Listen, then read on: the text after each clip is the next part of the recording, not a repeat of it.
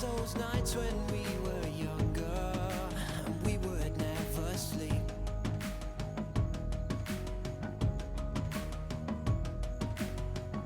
So let's forget about tomorrow and live for tonight while we're free.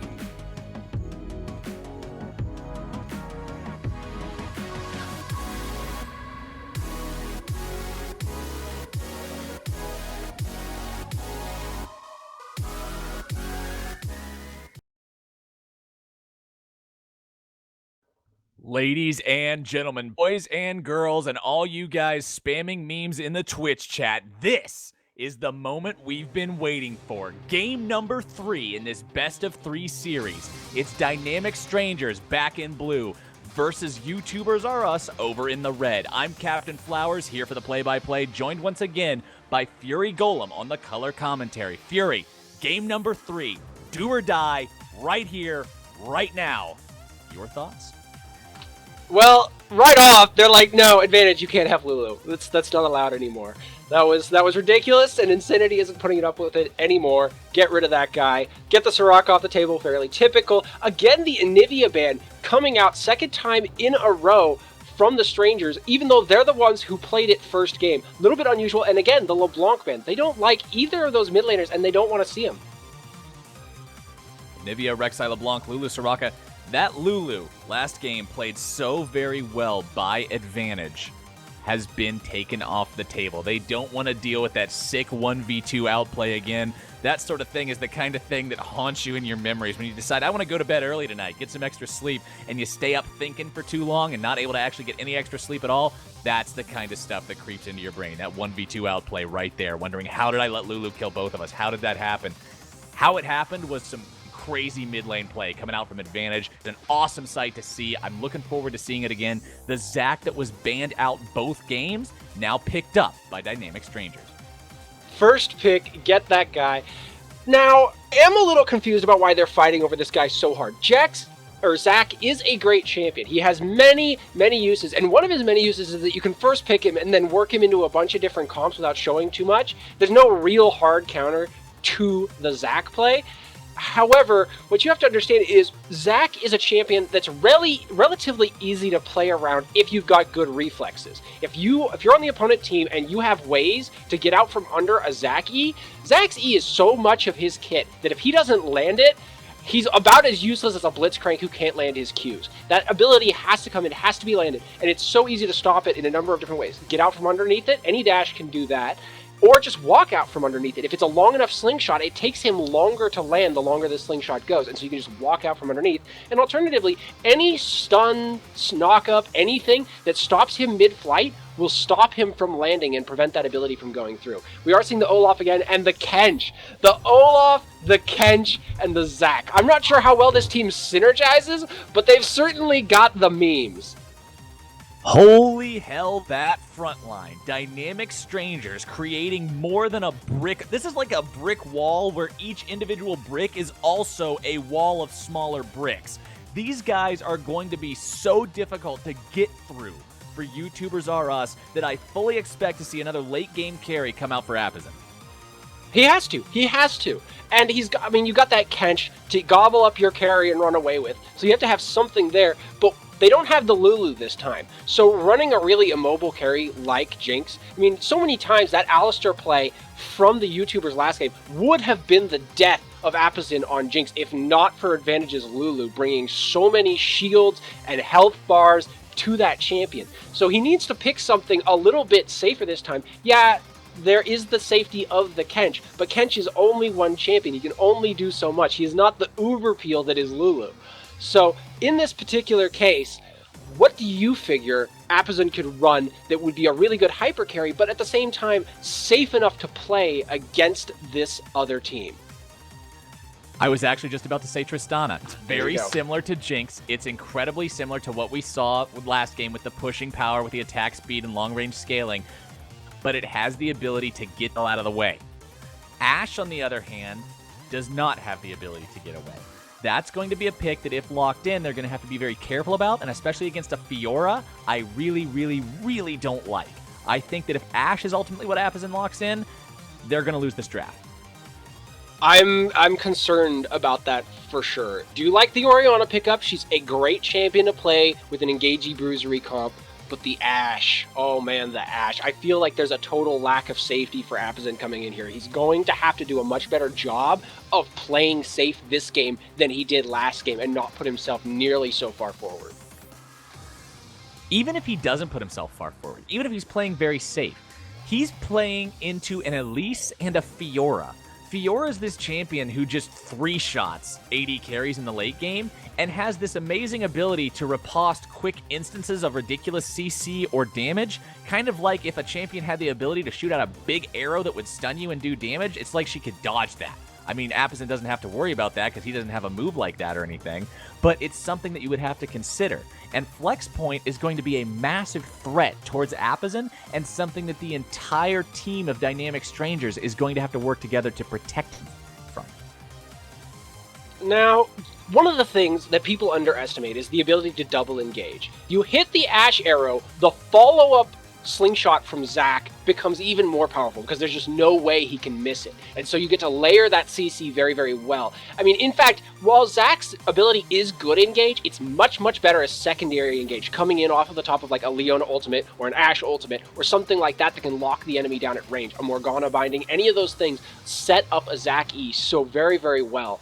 However, this is also a Zed. You've got the Fiora, you've got the Zed, and for the Zac engage, they've got the Fiora Riposte, and you've got the Sivir Spell Shield. Both of those things on the primary people who you would want to land a Zac slingshot on makes it very, very hard for this team that Dynamic Strangers has drafted to engage. I mean, they're going to be pretty reliant on getting Olaf in there first and then coming in on top of that. And for that to happen, the Olaf needs to be ahead or he needs to build tanky. And really, with this comp, they want him to build damage. So I feel like with the Ashe pick, they've put themselves in a bit of a corner that's forced the Olaf to play in a way that's very dangerous. You know how you get out of a corner, Fury? You completely ignore one item because you don't have to build those kinds of stats, which is exactly what they're going to be able to do against Fiora, Zed, and Sivir. There's no magic damage. You could argue that Captain Monk does magic damage, but he didn't actually do that much in the previous game. We didn't actually see a lot come out of him on the Elise.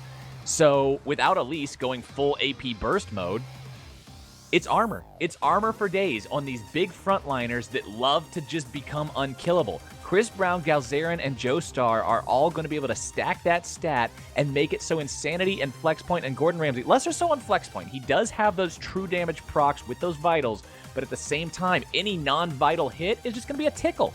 It's going to be very, very difficult for these guys on the YouTube squad to break the lines of Dynamic Strangers unless Dynamic Strangers falls behind very far early. Also, with advantage on this Orianna, he's not up against anything with an extreme amount of range. You're not up against a long-range AD carry. You're not up against a siege-type mid laner like a Syndra or a Xerath or something like that. Everybody's got to get within range for advantage to manipulate the battlefield all over him. And I'm really looking forward to seeing some more stellar play come out of him. He's been my MVP of this series so far, and if he plays this game like he played the last game, a great shot at winning this despite the Ashe disadvantage. And also, what they're going to have to watch out for, particularly Galzerian, is it's so tempting to build Spirit Visage on Zac. You want to build that item because it's so amazing on him. But in this situation where there's like no magic damage coming out from the opposing team, he's going to have to shy away from that pick unless he's already got several armor items. Hopefully he won't fall into that trap. Hopefully he'll pick up the appropriate items for himself. But for sure, this is I'm worried about this Ashe pick. We've said it already. I'm saying it again, beating that horse to death with our stick. But it concerns me for Dynamic Strangers, and it's definitely a window for the YouTubers to exploit. I would say that barring the Ashe pick, the draft was definitely won by Dynamic Strangers. Even with the Ashe pick, I would still give the draft over to them just because having a full AD comp detracts from your draft so hard. And no, I do not count Captain Monk as an actual AP threat, considering Elise doesn't build super high burst damage AP, normally just going for some bruiser or even more just pure tank items. We'll have to see how it ends up working out. We're going into the loading screen. We will be live. Game number 3, Dynamic Strangers. YouTubers are us. Stay tuned.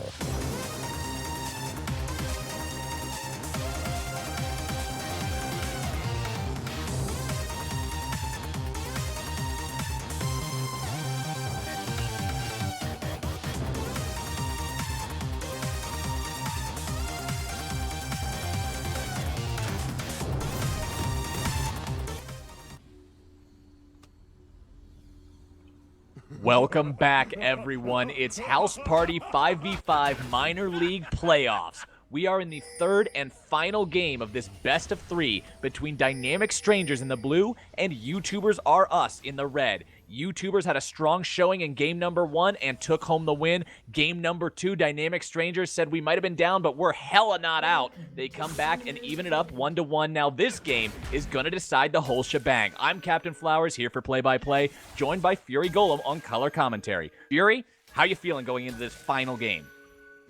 I'm super hyped. The Twitch chat is talking us down for our hype, but these two games have been so much fun to watch, with both of these teams showcasing some really spectacular moments of skill, as well as solid play throughout the rest of the game. For this particular one, I guess the biggest matchup I'm looking at is the Olaf versus the Fiora. Last game, Joestar did a really good job of beating down on the Jax, but Jax is a champion that has a much rougher early game than Fiora does. If he gets too overconfident from having done that well, and we've seen Joestar get overconfident in that level 8 area before and die when he thinks he has an advantage and doesn't, Fiora can beat him up pretty good in this early game and would be a place where YouTubers would really want to make a point of taking an advantage.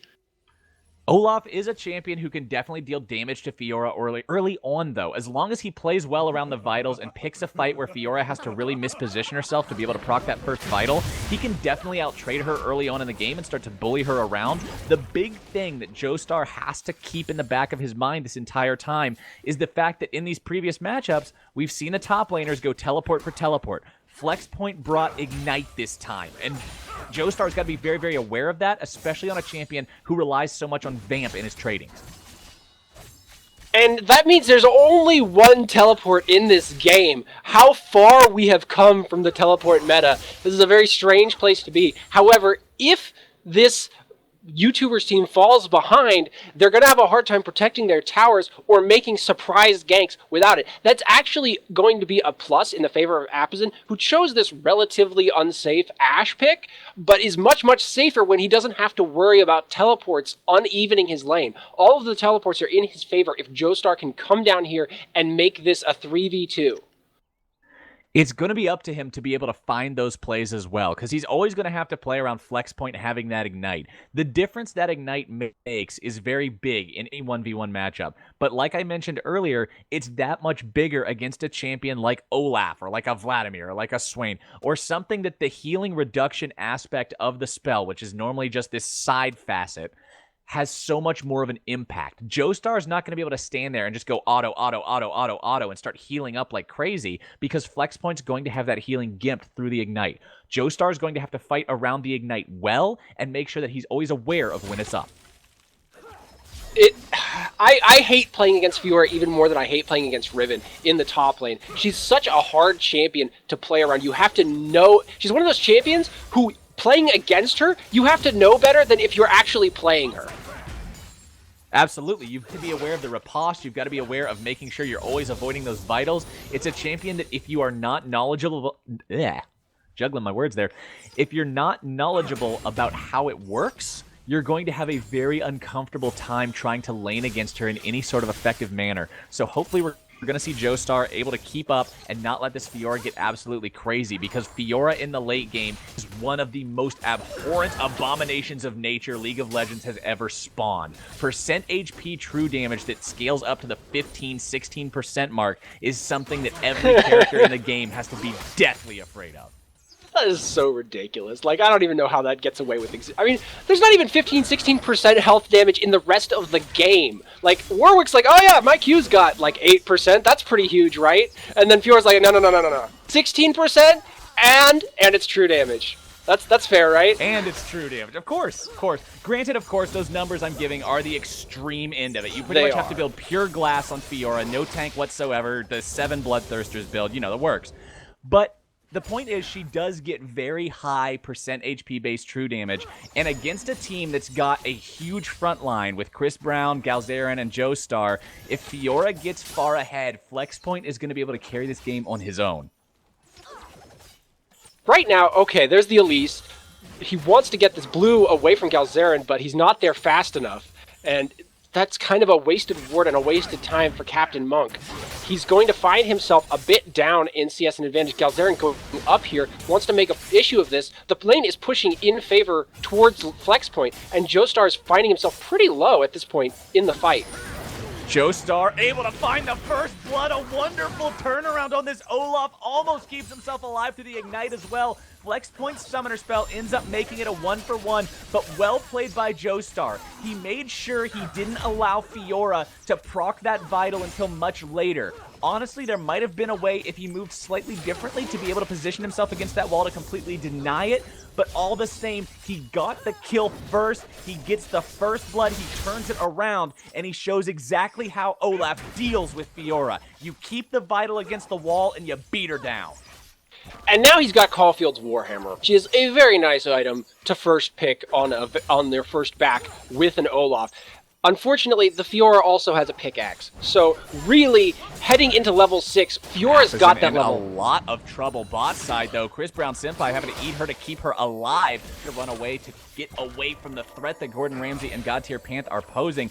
Apazin not able to keep himself K in this lane for the time being. Looks like he might have been AFK or doing something else or something, but he pays for it nonetheless, gets taken down very low, and now having to pot up to keep himself in this lane. They're going to have to make sure that they don't have anything bad happen in terms of that. But for the first time in both of these past two games, we're seeing the score be even early on. Gold advantage going over to Dynamic Strangers. Despite that, Galzerian into the mid lane, able to find the knockup on Insanity XXX, who follows his shadow behind his opponents. And now Galzerian going to be looking for that stretching strike to slow him down. Captain Monk rotating over to 2v2 might be the reality here, but Galzerian wanting to back away. Flex Point rotating down, and it's going to be the TP in from Joestar, who pops the Ghost. Galzerian's in the middle of everything. Captain Monk about to be melted down. Zach gets popped, but it's only his passive. That's the great part about these anti-death champions. Advantage now under pressure from Flex Point. The Shurikens will not be able to connect. Galzerian alive, but Insanity XXX takes him down. Joestar has to pick which target he wants. Flex Point under a lot of pressure, taking a lot of damage. Advantage doing what he can to make this fight happen. Gordon Ramsay, Apazin into the 2v2 bot side. Another munch from Chris Brown Senpai keeps that 80 carry alive, and Joestar and Advantage have no mana left to be able to Insanity get away hit from this 6. mid lane fight. Insanity Triple X has the ultimate. He's got the death mark, he's got the shurikens, he's got the kill, and YouTubers go up 3-2. Yeah, that was an unfortunate chase for Dynamic Strangers. They wanted a little bit more than they really had the power to get. They should have stood on top of that Jax and made sure to keep him safe against Zed, but they were too hungry for the kill on Fiora, who is just too safe at this point in the game for them to really get on and kill. That's honestly one of the biggest things that helped Fiora when she got changed as a character, is a lot of people look at her and they're like, oh man, she's got all this true damage, that's why she's OP.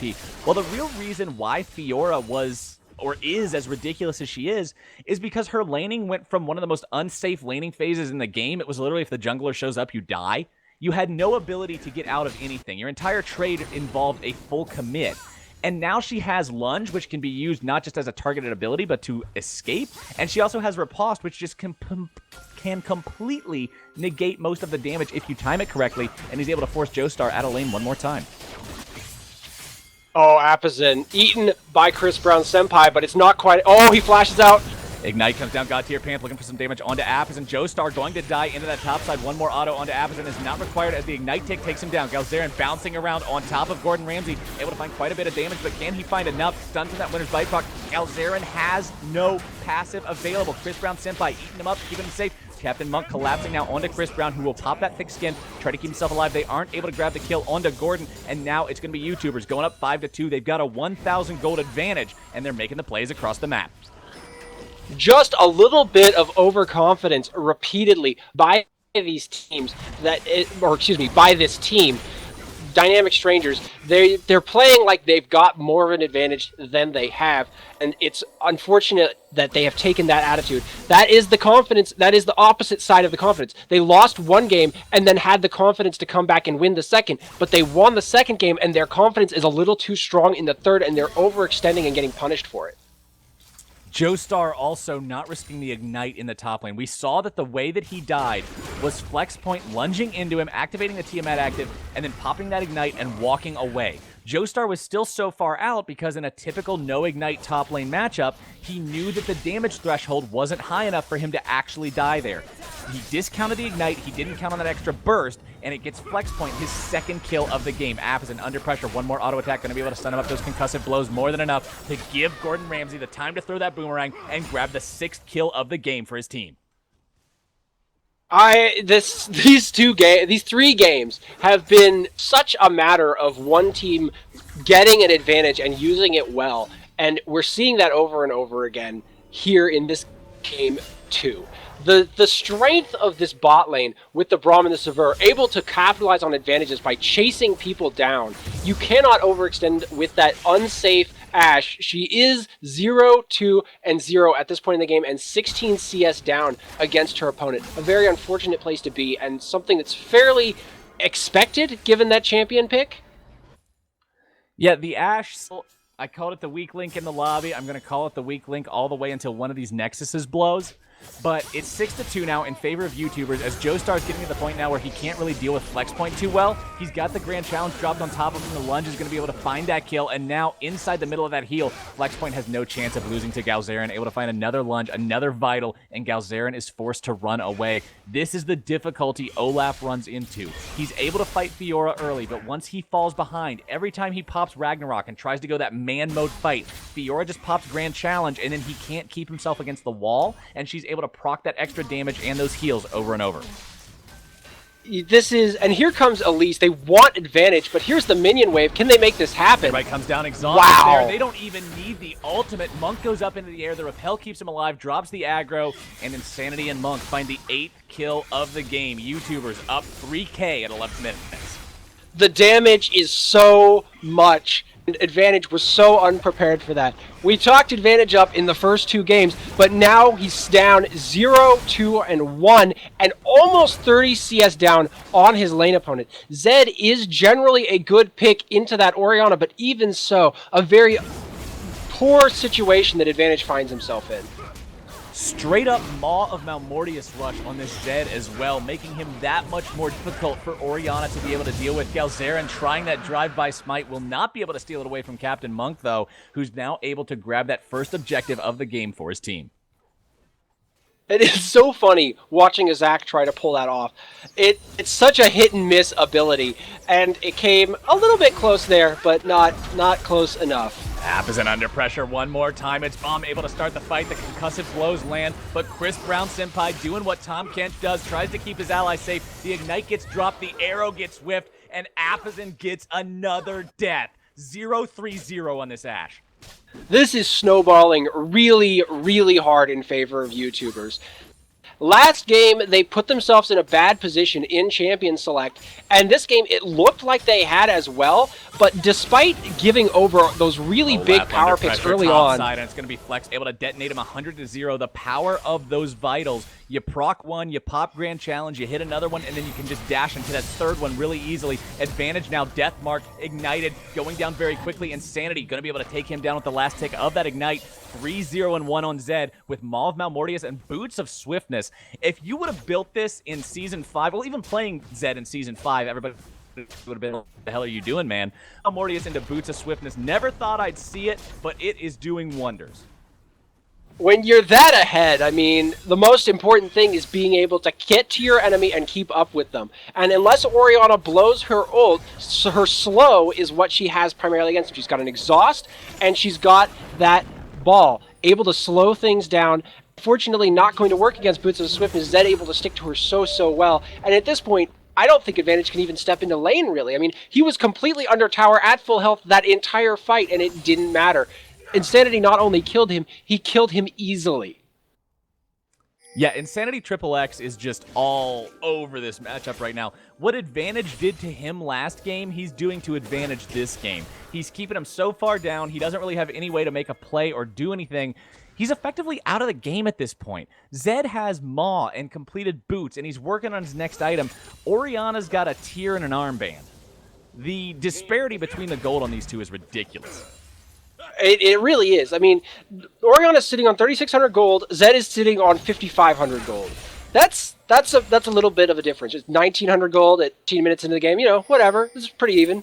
Sure. And I feel like every time the directed passes over bot lane, we're seeing a boomerang pass over Apizan as well. And now Captain Monk bot side, Galzerian here as well. The 3v3 breaks out. Monk potentially in a lot of trouble here. Galzerian bouncing all over everyone, but it's going to be Apizan the first one to drop one more time. Chris Brown cannot eat him in time. Winter's Bite going to be able to find those concussive blows. They won't be able to find another kill, however. They'll have to settle with one. 12-2 this game as YouTubers are looking to run away with it. YouTubers maybe slacked off a little bit last game, like, oh, hey, we got this, guys. We don't have to worry about it. We're good. And this game... shared Insanity Triple X, able to pop that passive, and there it goes. That is not what you want to see as the Zac player. However, it will actually be able to keep him alive this time. Captain Monk and Insanity Triple X now in a lot of trouble. It's TSM Joestar able to find one kill. Can he find two? The answer is no. God Tier Pants able to grab a killing spree off the back of that one as Chris Brown Senpai eats the blob and tries to carry him to safety. Winner's Bite going to be able to connect, though. It's Tom Kench, the one who's in trouble, but that arrow will be there to save him. Apizan not able to really find any follow-up, but he is able to keep his teammate alive. The Zac passive is something we see. They're totally useless or really, really, really awesome. And right there, it was really awesome. It stopped them from getting a kill they would otherwise get. And we're looking at a game where Olaf is the only kills on his entire team. He's 3-5-0, and that's everything. We are 0-0 for kills and assists in the bot lane for this Strangers comp. Galzerian wants this, but Insanity just too strong. Insanity has the ability to do so much damage and not really take in return from this jungle plus mid lane combo. That's the problem when you run an AP jungler along with an AP mid laner, is the fact that if the enemy mid laner can build a nice MR item early, you don't have much you can do against him. Galzerian under a lot of pressure from Flex Point, who's able to drop the Ignite and walk away one more time. These style kills that he's able to find with these Ignites over and over again are proving how unorthodox Ignite has become in the top lane, because the jungler and the top laner on this Dynamic Strangers team are just not recognizing the fact that that Ignite's there, or they're just plain not respecting it. That's the third kill Flex Point has gotten from Ignite alone. I'm pretty sure Flex Point didn't even need that to get that kill. He did it because he didn't have vision and didn't want to get collapsed on there. He didn't know where his opposing team was, thought it might be a bait, because frankly, Galzerian was way too blasé about Flex Point being there when he was that low on health and didn't have his passive. He walked in, he saw Flex Point, or he bounced in, he saw Flex Point, and then he sort of stuck around, like maybe he was going to steal that blue away, when the reality is that Flex Point can destroy him even if he's at full health, let alone down to 20% like he was. Now, what we're seeing this game is in stark contrast to what we saw last game, and I don't mean, oh, YouTubers are winning when Dynamic Strangers was winning last game. No, I'm not stating the obvious. What I'm stating is the fact that last game we saw a big advantage for Dynamic Strangers, but overall very little in terms of objective control and actual gold lead. This game, we're seeing a big advantage for YouTubers with the turrets 2-0, the dragons 1-0, and the gold lead now nearing 10,000 at 17 minutes. And there's another turret for YouTubers. They are indeed, they have a bigger advantage. So I think it would be unfair to say that they're capitalizing on their advantage better. I think they're just way, way farther ahead than Dynamic Strangers was last game. Last game, Dynamic Strangers was ahead by a little bit. YouTubers is up 10k gold right now. Like, last game, Strangers was never even close to 10k up at any point in the game. And this is 17 minutes in. There's really not much Dynamic Strangers is able to do to win at this point that doesn't involve YouTubers throwing. Flex Point looking for more damage onto Joestar, going to be able to find that last hit to take him down. Vitals are procced, and the Olaf is dead. That's going to be 6-1 now on Flex Point. Yeah, at this point, the game is pretty well over. I mean, that is a 6-1-0 Fiora. Oh, they do. He goes in! 6-2 here, but Flex Point looking to turn it around will not be able to find that. Instead, it's going to be Apizan who's able to finally get himself on the board. 1-4 on this Ashe with the help of Galzerian and the turret. But if it takes that much to bring down a lone Fiora, what are you going to do about these 4 remaining guys on the YouTubers team? As it happens, this is the best place that YouTubers could expect to be in. At this point, I don't think they could even throw the game if they wanted to. The way the minion changes have come in, and making it so when you've got a level advantage, you've got a turret advantage, your minions are so strong, their minions are just going to be constantly pushing in towards towers. If they can keep their opponents on one side of the map at all... Oh, the whiff by Braum! Uh-oh, Galzerian. Able to take the dragon, and now Galzerian finds himself in the pit, flashes over the wall. Crisp Senpai for the time being, but it's Sanity Triple X in hot pursuit. He gets exhausted. The death will not find its target.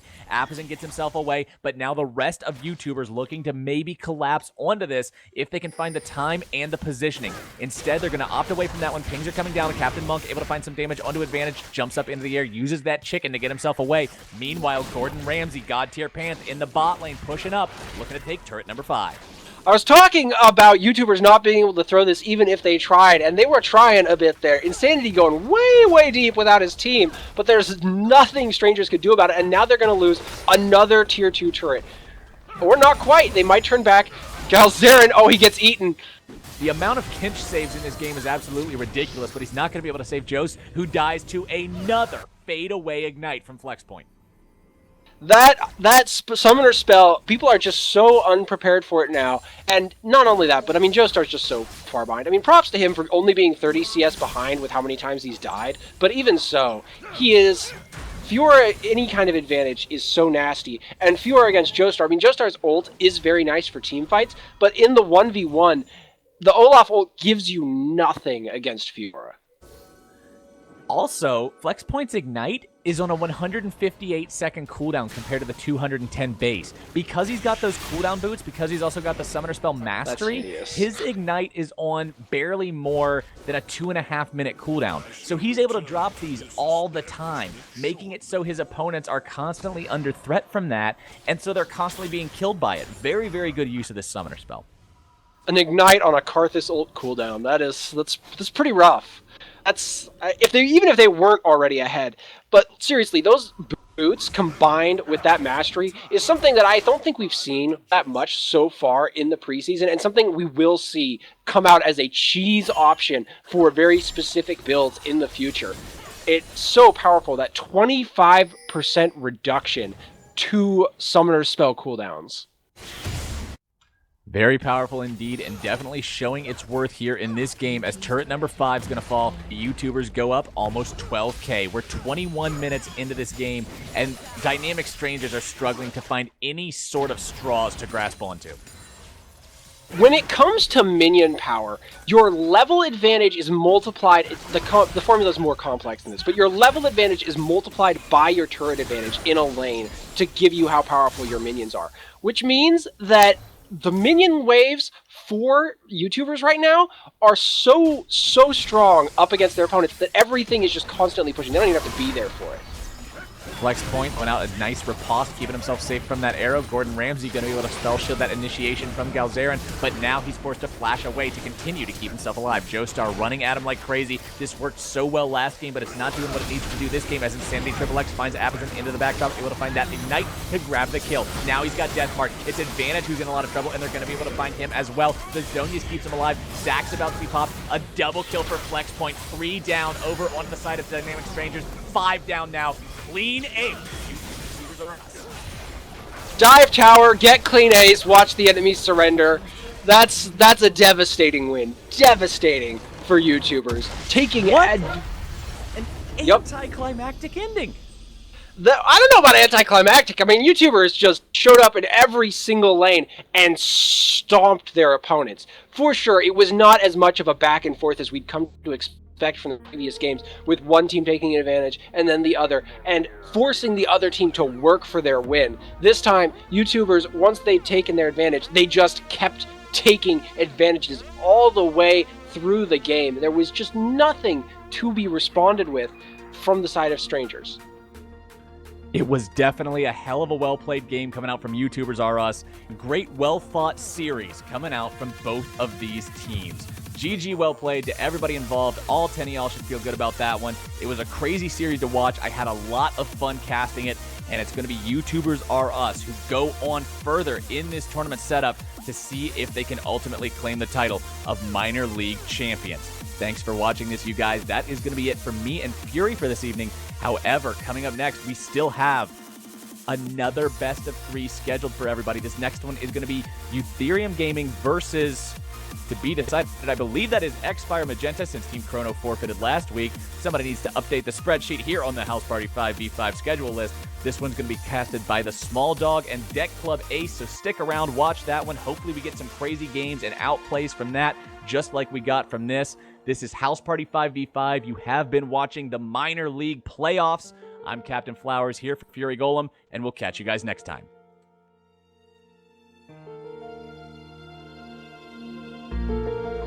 There is no place and no moment in history where I could stand and say, arithmetic begins here, now.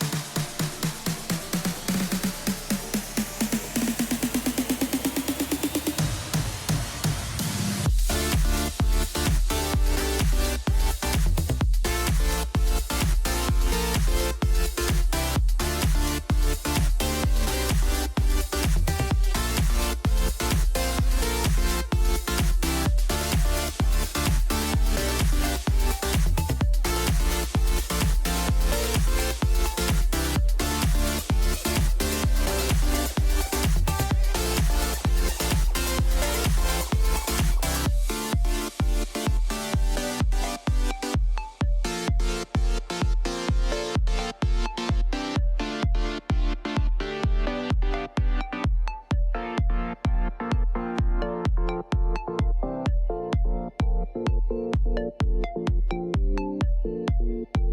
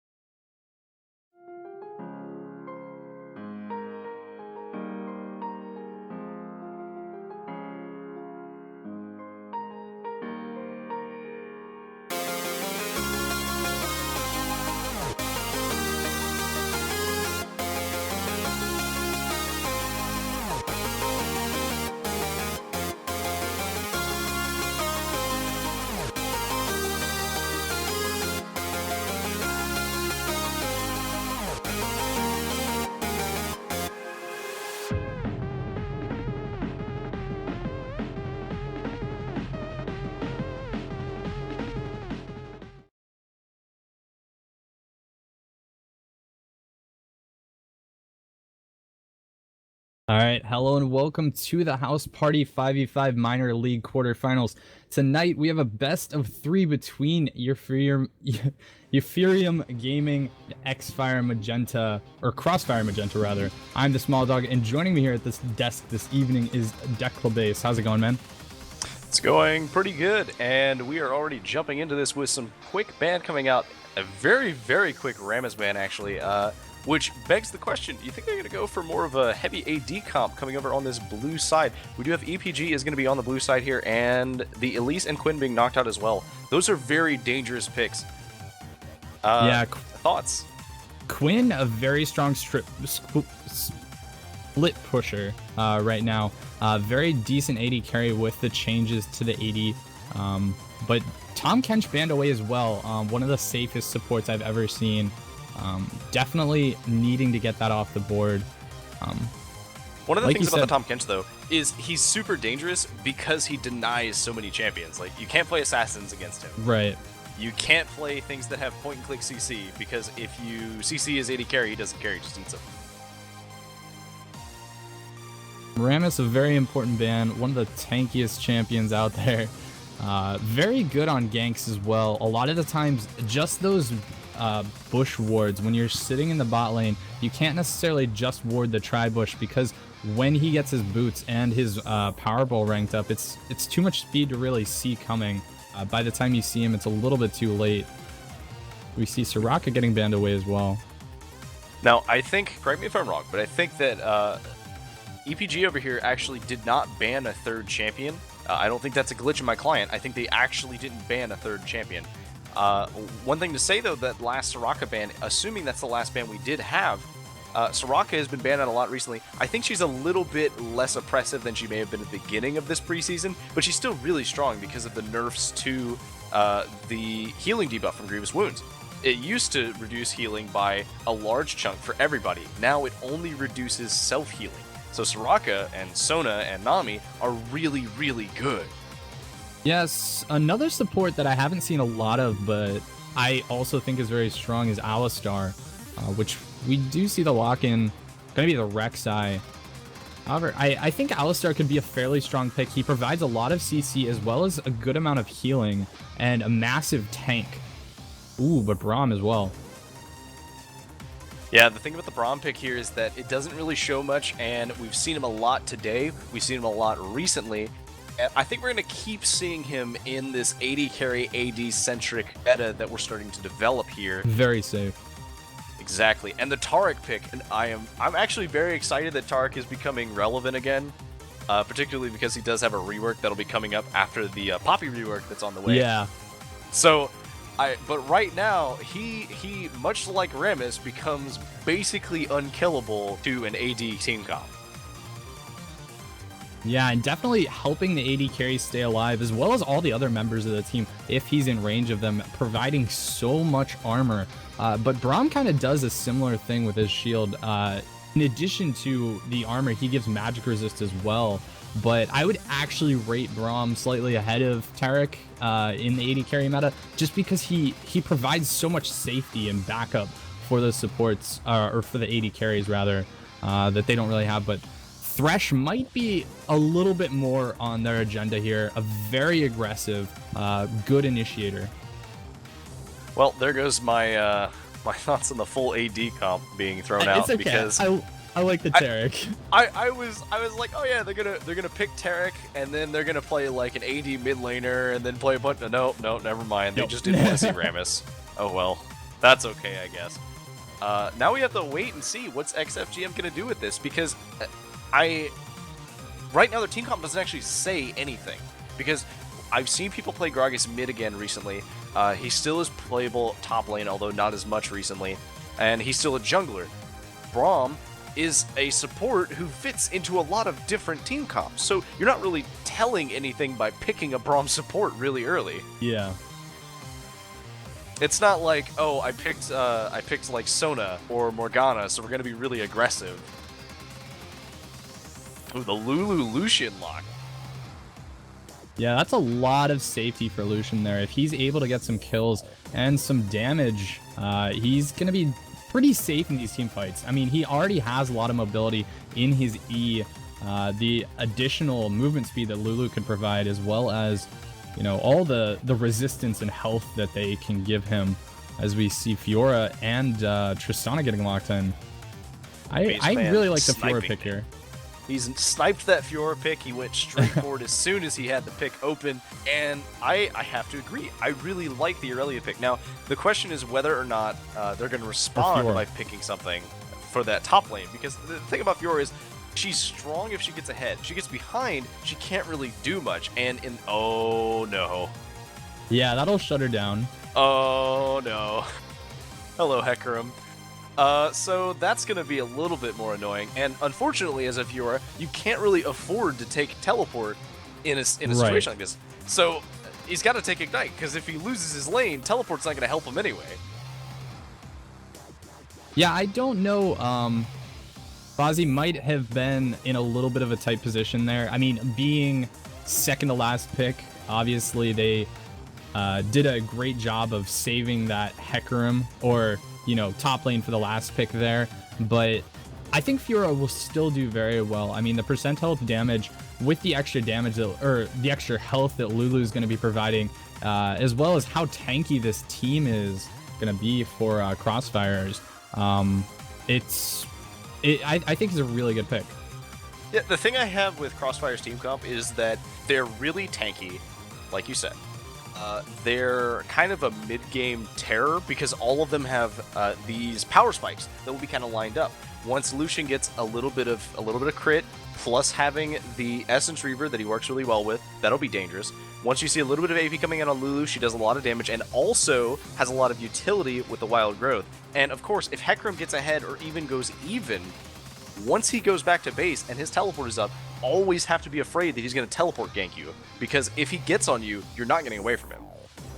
Yeah, definitely. And something I want to point out now that we're in the loading here, looking at the summoner spells, 3 ignites picked up in total. Hecarim going fairly aggressive in that top lane, but I think we're going to see a lot of explosion in this bot lane. Both supports opting to take the ignite instead of exhaust. I really think, you know, that this level 1 is going to be fairly interesting. Level 1, 2, and 3. I think it'll be a little bit safer coming out from EPG's side, though, because the thing about Tristana is a lot of people are really scared of that early explosive charge, but it really doesn't do much damage at level 1. Like, it's kind of like igniting at level 1. Most people are like, oh, I'm ignited, I'm gonna die, but ignite at level 1 doesn't really do any damage whatsoever. You can maybe get a kill with it, but it's very rare. It's extra pressure, though. I mean, it's damage that isn't normally there, so... That's true, it's true. We'll have to see if they're able to utilize it at all. Right, and we did talk a little bit about Crossfire's team. Let's look at the EPG team comp, though, because if you look at them, they have, again, they also have some mid-game terrors. They have the power of having the Orianna ball. You can't just dive into this team comp, because then you're just walking into a situation where Orianna doesn't have to worry about placement of the ball. If you dive on them, they'll just kill you. You don't have to kill Lucian if you kill everyone around him. Tristana does a lot of damage and is better at taking towers than Lucian is, so they need to be careful about being pushed into their tower. If Artha can manage to do a lot of harassing down in bot side, showing some presence, and Blade of Thesis can't keep up, what that's going to end up turning into is Milky Way is going to be able to push with the Crimson Rage, get those towers, and then rotate around and get more towers. And there's not really much that Crossfire can do to stop them, because they don't have a team comp that can deal with it. I definitely think a lot of the pressure is going to come from the junglers. Obviously, junglers being that one not stuck to a lane, going to be roaming around. But depending on what they're going to be doing this game, I think it's really going to influence the outcome of this mid game. Both junglers very good at early game skirmishes. I think a lot of their focus is going to be towards this bot side. Well, we will find out as soon as we get on the Rift. Stay tuned, guys. We're going to be taking a quick break through the load screen.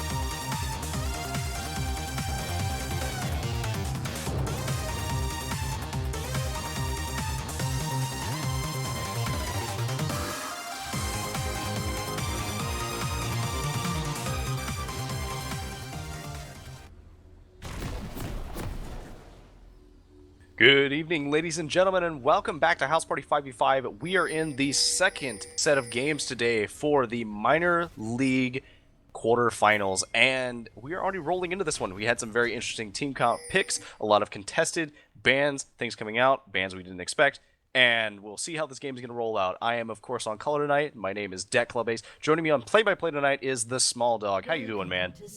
I'm doing pretty good, and I'm interested to see how this level 1 plays out because, I mean, you said that the Ignite doesn't do a whole lot of damage level 1, but I'm looking at Crossfires right now, and they look like they're out for blood. Well, the thing is, at level 1, it does like 70 damage, so That's true. very rarely will kill somebody with it. But if you use it on somebody who has heal, for example, say Milky Way, if he doesn't take his jump first, and you get on him, then there's not really much that will save you. Maybe your flash, but if everybody else flashes after you and they kill you, then it was worth. Yeah, Crossfire's backing away. They did get some good wards in those, so they'll see if the duo lane starts a camp. Of course, that's not really a common thing you see right now. In fact, I've seen a lot of junglers start their buffs first. A lot of times they start their buffs first because you start at like Gromp or Krugs, you'll take a lot of damage. But if you start at your buff, do one more camp, and then you go into your other buff, your smite's coming up and you're almost ready. Particularly if you start on the red side, you'll have, well, talking red side of the player's jungle, Right. You'll be doing that Gromp, you'll do blue buff, and then when you go to red buff, your smite's up, and smiting red buff gives you health, so that gives you the opportunity to gank. A lot of damage coming out here mid lane, coming from both of these guys. That makes a lot of sense. Speaking of damage, hello FaZe Clan. Enjoy those axes. Fully noted. Doing a lot of damage, just taking the corruption potion as opposed to the Dorn's Blade of Fiora. So he's gonna have a bit of extra sustain. I've spoken out against the corrupting potion. I personally don't really like it on most top laners and most mid laners that are building it. But that's mostly because it gives you a little bit more health, but I usually think that the stats are more valuable on, say, like, a Doran Shield start, a Longsword start. Trash Waifu getting called out. Yeah, good hook. Gonna get a bit of damage onto Trash Waifu, but it's not gonna be too much. He's gonna heal back up with his 3 potions there. Shouldn't take too much. Give him a decent amount, and he does have this Relic Shield, so he'll be able to generate a little bit of health as those stacks come back up. FaZe Clan at half health and already pushed into his tower. Not really a position you want to be in as Fiora. And slowly but surely. Good job for the bot lane of EPG getting that level 2 early on and pushing back so far. Decently even. No real leads anywhere just yet. There isn't really a lead, but what they did manage to do is they wasted a little bit of time, and Trash Waifu did have to blow a potion, which means they are one potion up. Now this does put them in a good position though, because as we see, Blade of Thesis is just making it. Nah, it's gonna be a hook as well as the flay onto Lucian. He's gonna take a good amount of damage. Rom trying to get his passive down. Not gonna do too much. Unfortunately, just not quite able to get that. We do see both junglers have managed to get their buffs or are on their buffs. Artha now coming up behind, fully noted here. Yeah, that's gonna be the knock-up coming out, fully noted. Gonna be in trouble, and that's gonna be first blood. Meanwhile, in the bot lane, that's gonna be Crimson taking the ignite. He might be in a bit of trouble there. Lucian has to be careful. He's taking a lot of damage from those minions, and I don't know if Milky really needed to back out just yet. Now, I do notice that Crimson actually does not have his flash. What probably happened was he probably flashed at the beginning of the game and by accident. But what they did manage to do was the only thing they spent was Milky Way's heal. Because Crimson didn't have flash, and Cornelius used both flash and heal to try and get that kill, and he didn't get it. He also has used his health pot, and as we see, Milky Way is still fully healthy. He's in Rage, pretty healthy. I mean, all things considered, he's been a punching bag here for quite a while. And while all that was happening, Fiora able to pick up the Rift Herald, so gonna come back to that lane and really be able to push it in. Now, Rift Herald is something we haven't actually seen a lot of people go for early, well, at least until the recent nerf to how much damage it does early. Oh, But it gives really good stats because it gives you nice bonuses to your pushing. It gives you very strong movement speed boost, and also increases your damage by 10%. Blade Thesis here might be able to catch up FaZe Clan, though. Yeah, don't know if that Fantastic. Rift Herald go very far, but FaZe Clan doing okay for now, parrying very well, and he does have a friend now. That's going to be the double knock-up. Ignite down. Fiora''s gonna fall, and it might be a double kill. That's the flash out of Orianna just to be there to save Rek'Sai. So flash is burned. It's very close. I think, unfortunately, FaZe Clan thought that he could fight, and he did have the exhaust, but unfortunately, by the time he used it, he was already too low. Fully Noted was able to just pick that up with Ignite, could just burn him down to nothing, and didn't really matter. Ooh, fantastic opening up for Rage. Rom there to put out the shield, blocks that explosive charge, so mitigating the damage as much as possible, but Thresh doing very well landing these hooks onto priority targets so far. He has managed to land quite a few really good hooks. We'll see if that's actually going to be able to get him much more, because right now, if you look at the farm, it's pretty much even, and if you look at the actual minions there, it's going to be a little bit behind by the looks of it, assuming that Cornelius manages to get all of these, but that does mean that they're getting the levels, but they're not actually being able to do much with it. They've wasted all the potions, but there's not much else going on. Crossfire, both solo laners and the jungler went back to base, each picked up a pink ward, so I'm really interested to see how they place these to give them good amount of vision. It looks like Greg is going to place it right into that pixel brush. It's a very good spot to be moving it, and looks like he's going to Very go in for a aggressive little ward. bit of a deep ward. Holy, this is really early for a red buff ward. Yeah, and Rek'Sai might find a friend here. It does get the knockup. Bladed Thesis has to be a little bit careful, putting back some damage, but that's going to be Tristana jumping forward. Now Thresh got out a little bit, but Bladed Thesis gonna go down. Milky Way gonna be the one to pick that one up. Teleports coming out on both sides. Orianna is 6, but no shockwave. It looked like they managed to back off just in time. Players are not quite able to get in range for that shockwave, and we did see the teleport coming up from Tainted Legacy, but he didn't actually let it finish. He canceled it, so his will be up sooner. He realized, correctly so, that he wouldn't be able to do anything in that fight. The fight was already pretty much over, so it was a good call. Meanwhile, in top lane, Fully Noided getting another solo kill on FaZe Clan. Oh yeah, I didn't even see that. Whew. Managed to That dive lane. onto him with a decent bit of damage between the Phage and the Corrupting Potion. Lane really kind of turning in Hecarim's favor now. Lots of damage coming out on Tainted Legacy, but not quite able to return. Oh, Hook landing, but nobody around to really follow it up. Crimson say, Crimson he might be in Rage. danger. Yeah, in a bit of trouble. Lulu is rotating down, but decides to stop for the blue buff. Ignite comes down onto Crimson Rage. Heal as well. Braum gonna take a bit of damage. I'm not sure why Lulu decided to go for the blue buff. I think that they'd already done a lot to get the blue buff down really low. They were afraid maybe somebody was coming to steal it, but I agree. I think that they should have broken off the blue buff instead of wasting time trying to kill it. Just gone straight for him. Oh, Fully Noted once again called out. Yeah, that's gonna be Fiora ult going down, but Hecarim fairly speedy. He's gonna be able to make his way out of this one. Didn't even have ult to get away. He just walked away. Yeah, well, speedily walked away. He galloped. Wait. It was a loving gallop. Something to note about that blue buff is there was so much vision on the side of Crossfire. They had a ward entering both of the chokes of the red side here for EPG, and a pink ward in the pixel brush in the river. I don't think they should have been worried at all, but that's gonna be the farm alarm coming out. Shockwave not quite landing. Did Explosive manage pass. to get Thesis to run away, so they might potentially turn this into a dragon. I would be kind of surprised because they're surrounded on all sides. Yeah, Crash Waifu looking for a little little bit of a tap, but catch. doesn't get it. I mean, he could have. Zadie Carey was close by. He just decided he didn't want to. That's okay, Yeah, I guess. Fiora without teleport, EPG going for a dragon would be a little too risky. Oh, Because definitely. Fully Noted could have just teleported down on the backside. That's one of the downsides of playing this Fiora in this matchup, because if you look, he's behind on farm, he's behind on kills, he doesn't have teleport, so there's not really much he can do. That's going to be the hook coming out of Thresh, but that's the culling. A lot of damage down onto Tristana, but that Ox going to be able to defuse the situation. Ooh. Lucian's starting to deal some damage. What are you doing? FaZe Clan, you can't win any of this. What are you doing?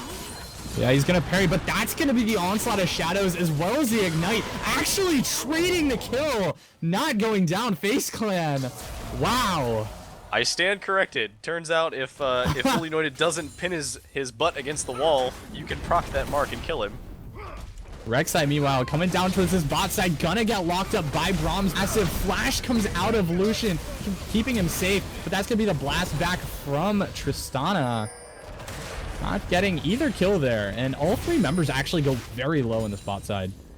Yeah, and unfortunately, we did see Artha popped his flash and didn't get anything for it, so not only did they not really get anything, they also wasted some resources they could have used elsewhere.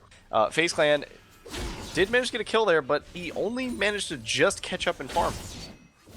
That does mean that he's going to be a little bit behind once this wave reaches the tower, but did manage to pick himself up this Tiamat and the Vamp Scepter for a lot of extra gold. Or a lot of extra damage. Really important. Fiora, kind of a snowbally champion, and I feel like if she gets too far behind, she doesn't have a huge effect on the game. I have to say, I really like the early focus on that boots. I correct myself, she didn't actually pick up the Tiamat, she had that when she killed him. But she picked up the longsword and the boots. And the thing is, she already realizes that you can't catch Hecarim, but you need the extra speed to get around so that you can proc those marks. Trash Waifu getting caught out by a hook. That's going to be a good amount of damage. Culling coming out.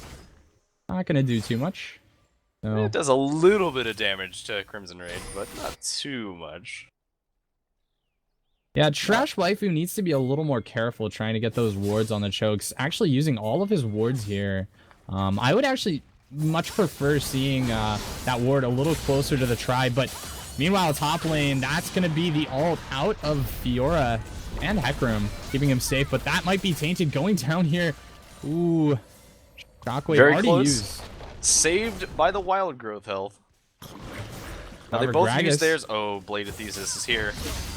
Yeah, Fiora gonna try to go one last ditch effort for the kill, but that's actually fully noted coming back. Flash comes out of FaZe Clan. He might be able to get away here. And he's safe. He does get away.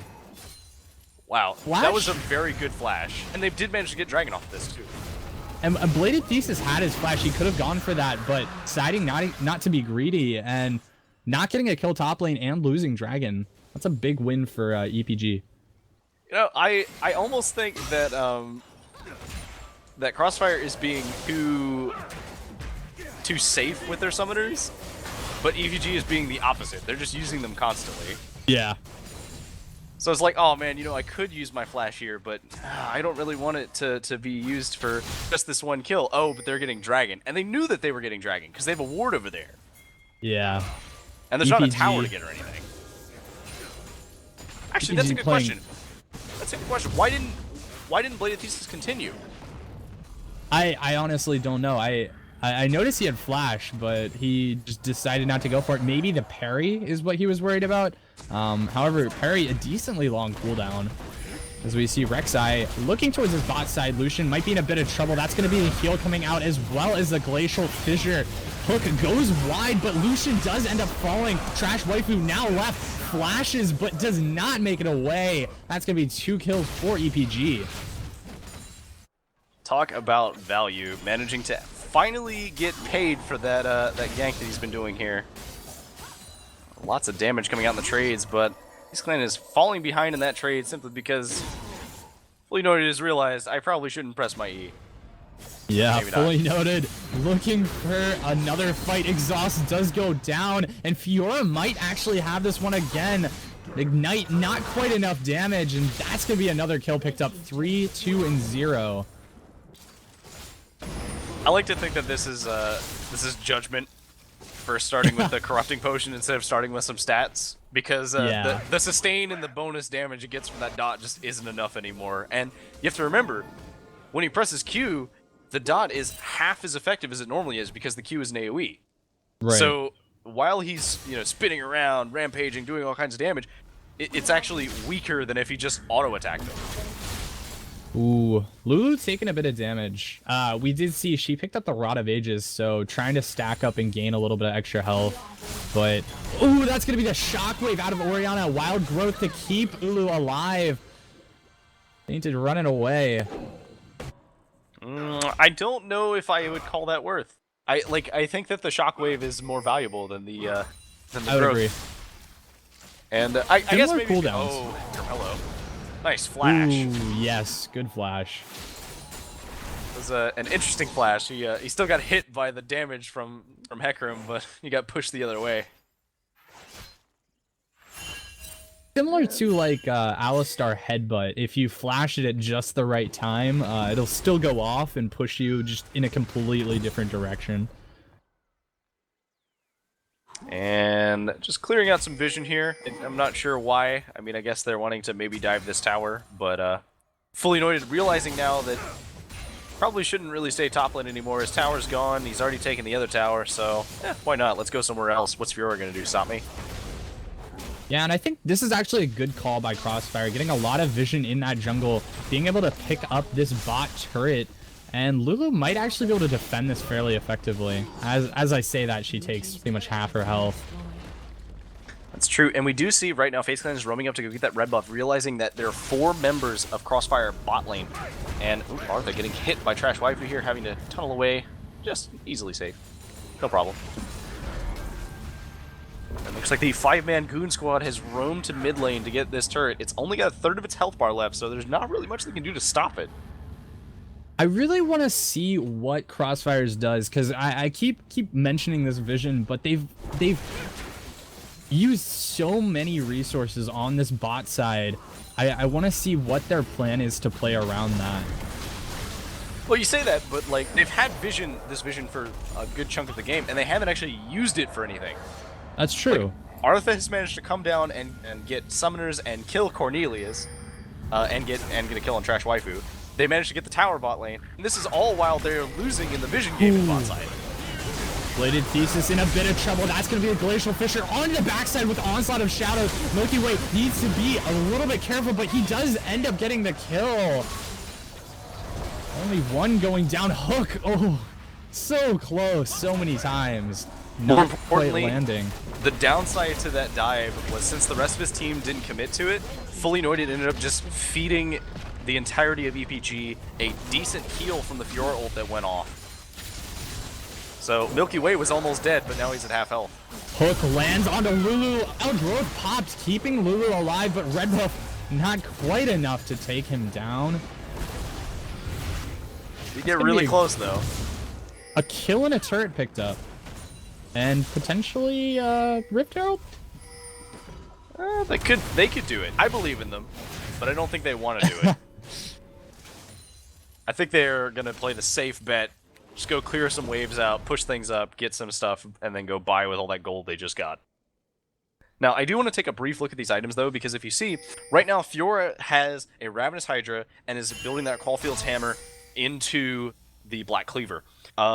Fully Anointed doesn't have a Triforce yet. He opted to get the Alacrity before he upgraded his other items. I really disagree with that, because the 20 bonus move speed is not worth the Triforce proc. Yeah.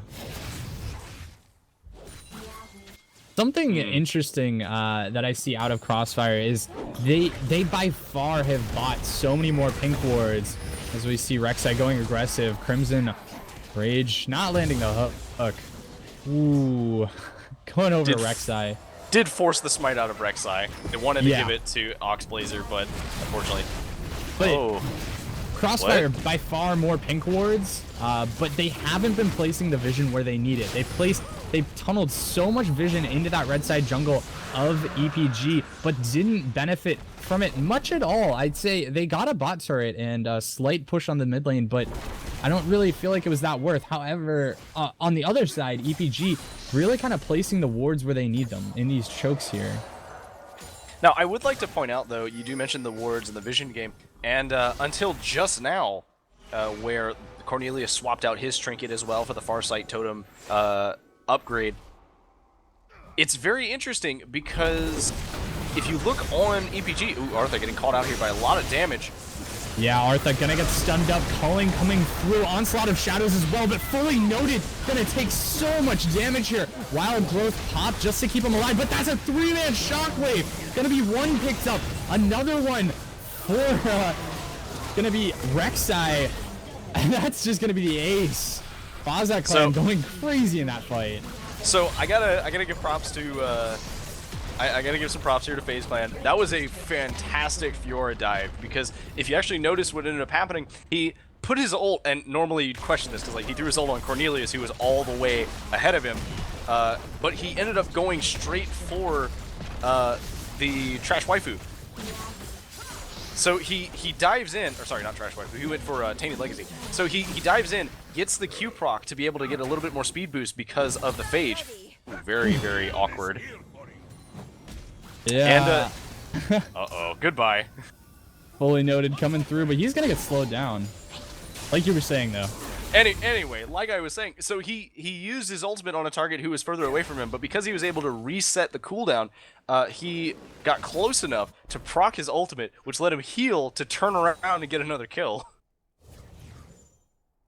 Yeah, very well played by FaZe Clan. But once again, fully noted, diving in without his team. His team is there, but they're not really there. And I'm trying to figure out what exactly Crossfire was thinking, because they didn't really have vision to support that. Fully noted, gonna get hooked up. Wild Growth to keep him alive, but that's gonna be a knockup as well. Speed, just enough to get fully noted out of dodge there. Hook landing onto Gragas now. Bladed Thesis gonna get his body slam canceled, but there's Lucian to the Culling. 3-man Shockwave again. Oriana completely on point, but that's going to be a knockup from Rek'Sai. Hook coming out, and Milky Way going to pick up one. Dashes forward, doing a lot of damage. That crit. That was a 4v5, okay? Fiora isn't here yet. She's now here. She's at full health. She just spent all of that gold that she got. And you guys just lost to only 4 members. Yeah. That doesn't bode well. Cornelius really thinking he could turn that around, but not quite. Fantastic ultimates, though. Did see, once again, and you said in the middle of the fight, Oxblazer, another 3-man Shockwave, and that managed to not only disorient the team, that got them all low enough to where they didn't want to fight anymore, and that meant the Trash Waifu was an easy kill. He can't get away from him. Second inhibitor picked up in this game for EPG. Looking very strong, 10k ahead, but now fully noted. Caught out again. Rest in peace. And that's going to be the Baron. Lucian Yeah, currently has to Thesis. stay bot lane. Thesis really looking for this one. Good hook by Crimson Rage. This Baron not quite going down as fast as you would expect. Well, it is at 23 minutes. That is true. Bladed Thesis is around here looking for the Smite steal. He's also got the Explosive Cast, a lot of damage, and that's going to be him coming through, but the Smite goes over to EPG, and that's going to be another kill picked up. Now, Rek'Sai on a mission, going through tunnels. Almost Catch anything close. That's the teleport though from Oriana. She goes to the base, gonna look for another kill here. Trash Waifu gonna end up going down, and now Lulu looking to make her way out. Flash Shockwave! Oh my goodness, Oxblazer gonna pick up another kill. I've never seen that. Okay, no. I have to correct you there. That wasn't a Flash Shockwave. That was a Shockwave Flash. What did I just see? In case you blinked, oh, well, in case you blinked, Thresh is dead. In case you blinked, Oxblazer activated Shockwave and flashed over the wall. That is the only time I've ever seen somebody do that successfully without screwing it up. Oh my goodness. That was incredible to watch. Congratulations to EPG. Wow.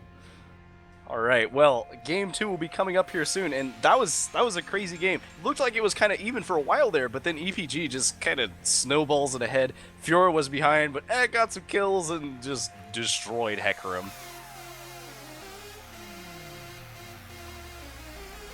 All right, guys, we will be right back. Stay tuned.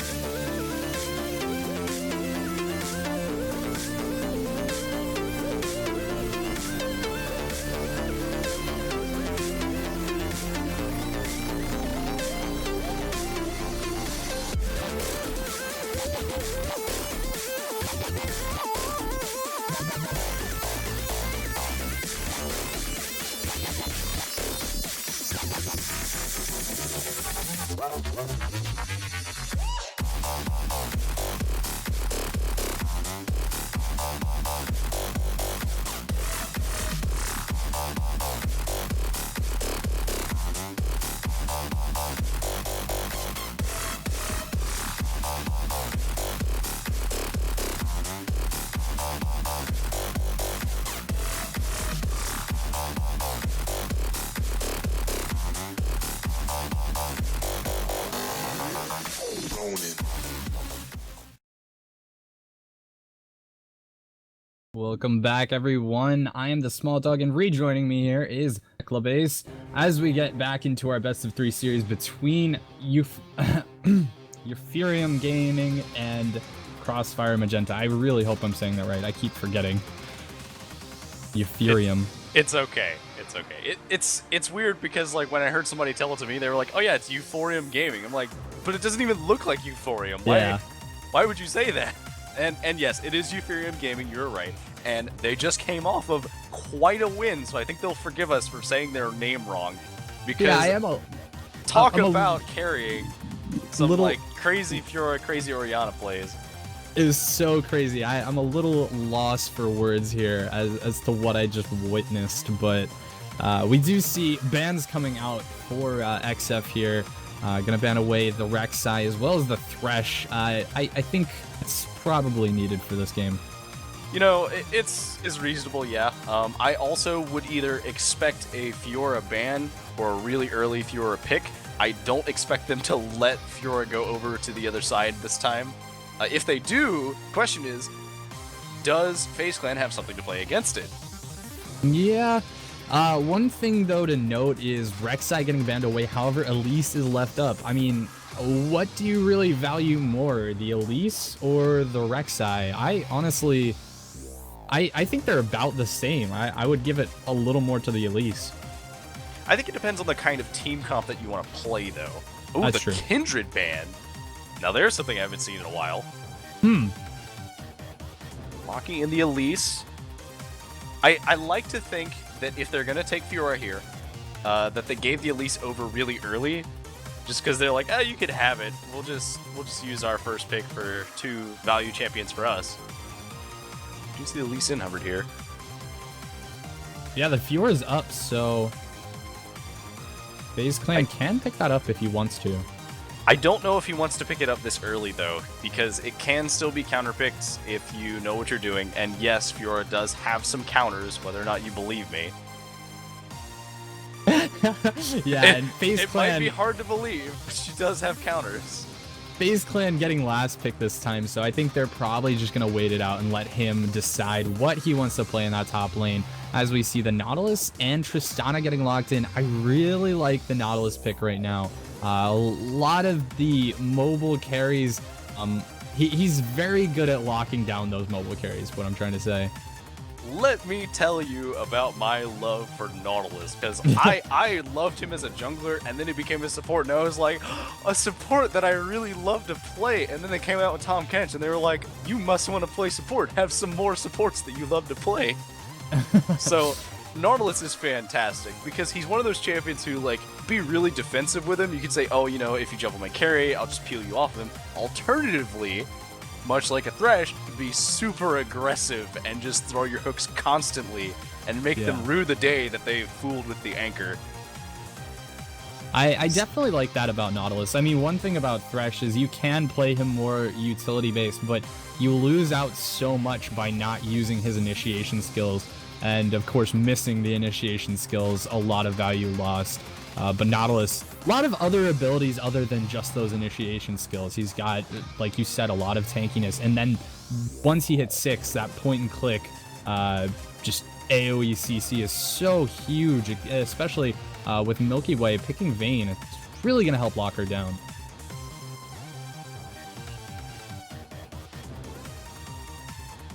Ryze getting locked in as well. Yeah, one thing I was going to mention was the Ryze got picked up, and we did see that Crimson Rage hovered over that Fiora for a little bit, but the Ryze got picked up. Now the question is that going to be a Ryze mid, and it was to bait out? That's what it's looking like. It might have been used to bait out something that somebody might consider as, oh, you know, maybe I'll just play this Ryze top lane. Maybe you should pick something that counters Ryze top lane. Looks like that is indeed what it's going to be. And this time, FaZe Clan opting for, instead of that exhaust, which honestly didn't really seem to do much for him. There weren't many situations where it helped him. He is going to opt for this teleport instead. Oh, they're just going to be swapping around. That's rude, guys. Looks like it could be Fiora mid. I mean, I've seen it played every once in a while, but I'm not going to hold my breath. I was going to ask. I don't know a whole lot about these top lane matchups. What do you think about the Fiora into Irelia if we get that? Let's just play out that scenario for right now. Yeah, so if you're up against the Fiora Irelia lane, right?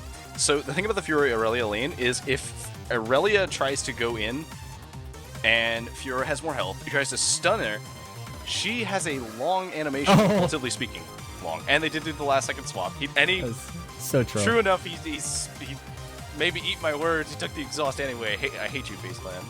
I love you, but I hate you. So the thing about the matchup is that if Fiora is dove on and she tries to use the Equilibrium Strike to stun, it could blow up in his face because it does have a relatively long animation, and it's a very obvious animation. Right. So it's very easy to riposte it. It's not like, say, riposting, I don't know, like a Taric stun that's at point blank range, or like a Mumu's ultimate, or even some of the other stuff that people throw at you. You can repulse pretty much everything. Right. You just have to know when to use it. Now, I'm not sure how it's going to go back and forth. It's really going to depend on who gets the lead, because if Fiora gets the lead, then Irelia has to be really defensive. But if Irelia gets the lead, Fiora just needs to wait for an opportunity to poke down, because Fiora's sustain is okay, but it's not that great compared to the amount of damage that FaZe Clan can put out in a short span of time. Now, enough about the top lane. We can briefly touch on this mid lane, which is going to be Ryze versus Orianna. This should be fairly interesting. Ryze taking that teleport. That's actually going to be the only teleport in the game. Really, they're only map pressure, but I mean, Ryze with teleport, that's a lot of map pressure. Yeah, that's one thing that I've seen a number of times is people play Ryze, but they'll still bring the teleport when they play him mid lane. And the reason for that is that it's a very good summoner on him. It does allow him to do a little bit of roaming on a champion who normally doesn't roam very well. And more importantly, Ryze by himself, his early game is kind of okay, I guess, but once he gets to that mid to late game, he becomes really hard to kill, and he does a lot of damage in a short span of time. And he has a team to help him, because he has the Braum, once again, crazy Braum. We did see it a little bit last game. They weren't playing it, they were playing against it, but Braum is very useful. And they had the Lee Sin this time. And Lee Sin, early game is going to do a decent amount of damage, and then he's going to transition into this, like, really utility kick man in the late game, where he's going to try and single out somebody and kick him into the team. Yeah. And Tainted Legacy picking up the Orianna. I mean, we saw Ox Blazer play it last game, right? Yeah. Yeah, he played the Orianna, the Flash Orianna with Shockwave. Yeah, that's right. I remember now. I was coming down from that, but Ox Blazer playing that phenomenally. We'll have to see how Tainted Legacy is able to pick that up, taking the exhaust for a little extra safety in that mid lane. I honestly cannot blame him. I can't blame him either. We'll find out whether or not that's actually going to help him out soon here. We are going to be taking a short break during the load screen. Guys, stay tuned. We got an exciting game coming up.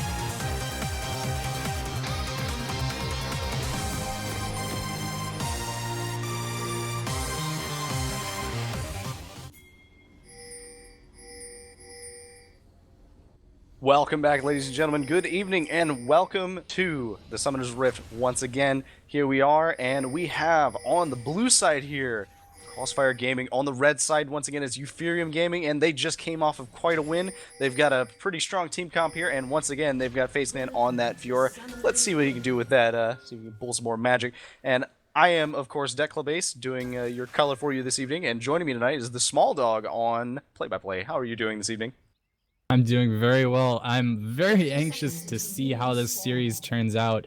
Again, we see both the supports taking that Ignite. And honestly, I like to see that. I like to see the extra aggression. You see them battle it out a lot more in that bot lane. Or at least it feels that way to me. Yeah, I think very often we'll see people go for the safe bot lane. They wanna farm into this mid game. They want to play champions like Kog'Maw and Vayne, and they want to be safe. And sometimes that's just not very exciting to watch. You don't want to watch like, oh, he goes in for an auto attack and then he backs up, and then goes in for another auto attack and he backs up. No, we want to see like, let's fight, let's throw each other into walls, let's use the anchor and drag somebody to their death into the depths. Absolutely, and like you mentioned, like I'm happy to see with Milky Way be okay with, you know, Braum taking that Ignite. Of course, Vayne, I've seen her play a lot more aggressively early on.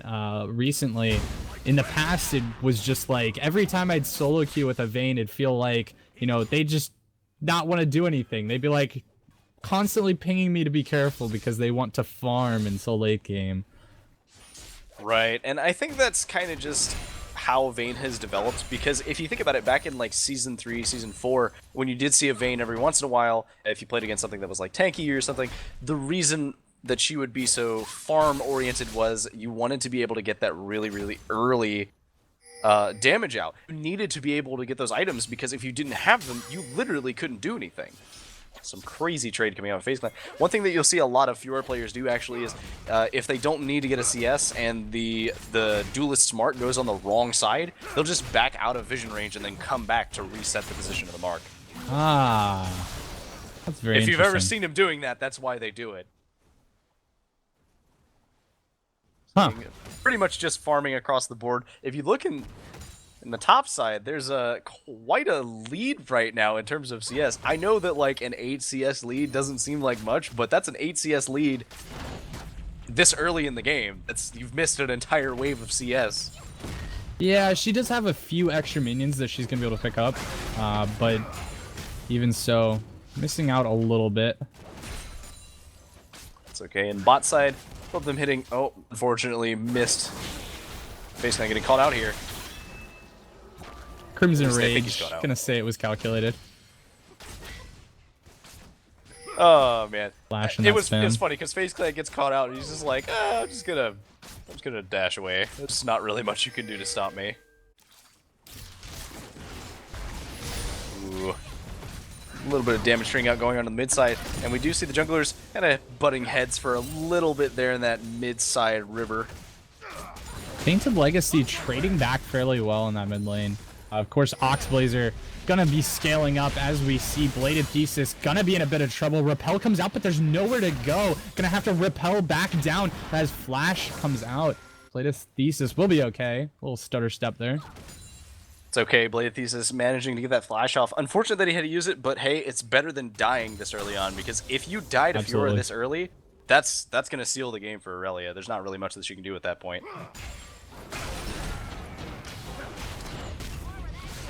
Very well played by the rest of PG, not using their flashes and, you know, getting too greedy for a 200 health at least. Yeah, I mean, they could have killed her maybe, but then they might have died to Aurelia, and they don't really want to feed Aurelia in the same way that Yeah. Crossfire doesn't really want to feed Fiora, so it's a little bit of safe plays on both sides. Both mid laners doing a lot of damage here, and out of mana, FaceClan move on. Yeah, FaceClan gonna have the Ignite down. Flash comes out from Fully Noted, but he's not in auto attack range. We see Artha going aggressive in this red side jungle. Caution pings coming out. We see Nautilus roaming towards mid lane. Ooh, this is dangerous for Crimson Rage. He's in a bad spot. Don't bring that bomb right over to your AD carry. I've done that way too many times. the worst part is whenever you do it, not realizing that you have the bomb on your head, you're just like, oh, I'm sorry. Mm-hmm. You just took so much damage because I'm a moron. Or like running towards your AD carry. It's like, wait, why are you running away from me? Oh, I've got a bomb on my head, I'm sorry. But FaZe Clan managing to barely survive there, lose a little bit of CS to the tower, but he's caught the rest, I guess. Seeing items being picked up here, fully noted, opting to get that pickaxe. I like to think that his early issues were because he took the corrupting potion, and FaZe Clan took a Doran's blade, so his trading was stronger. Yeah, I mean, he does pick up the pink ward as well. I have a fairly strong opinion on getting these pink wards.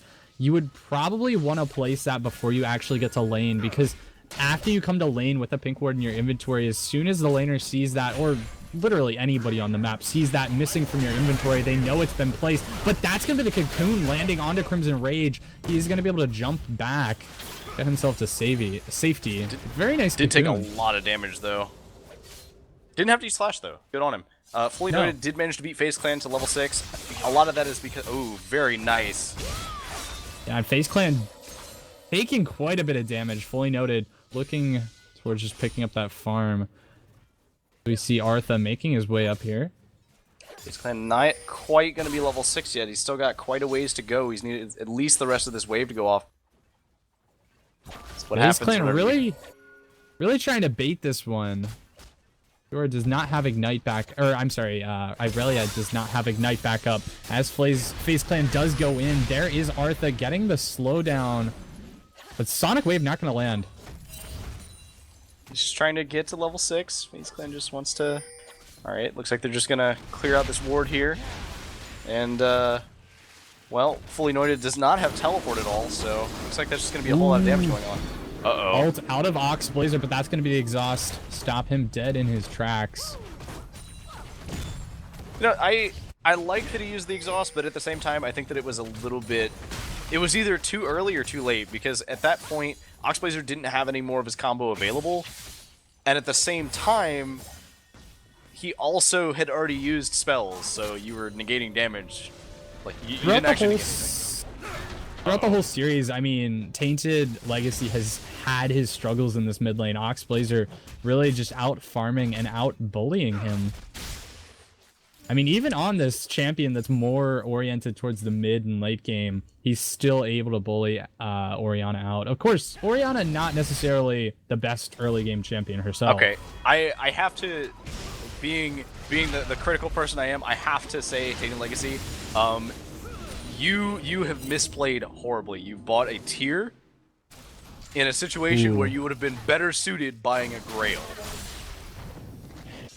Because right now he's losing trades and he has a tier. He's not going to get any damage anytime soon. Rise gets damage from having mana. So for him, he benefits building the tier. You don't. Right. Uh-oh. Elise hanging up topside. FaZe Clan is at half health. Ooh, Cocoon fantastic. gonna land. FaZe Clan gonna be in a bit of trouble. Pops the ult, but that's not gonna be enough. And that's first blood over to Bladed Thesis.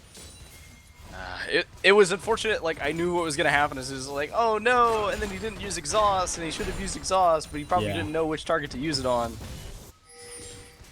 Oh, So which his tower's target do gonna you take a lot of use it on? I mean, they Well, both in this do a situation, good he amount used of it on damage. Irelia. Okay. But because if he immediately, as soon as he got hit with a cocoon, like, he could use exhaust.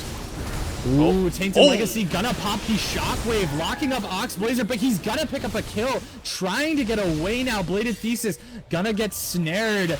That's gonna be the bite coming through, picking up the kill. However, Artha gonna be here. That's the flash out from Bladed Thesis. I don't know what he was thinking, but Sonic Wave connects and he goes down. 2 for 1. Yeah, the worst part is that he flashed into a bush where With the Braum was, and he knew Braum was there because he had a ward in the bush. So I'm just like, oh no. Yeah. Oh, that was unfortunate. It was a good dive. It was good. He might have been able to live if instead of flashing that way, if he flashed the other way. But no, unfortunately.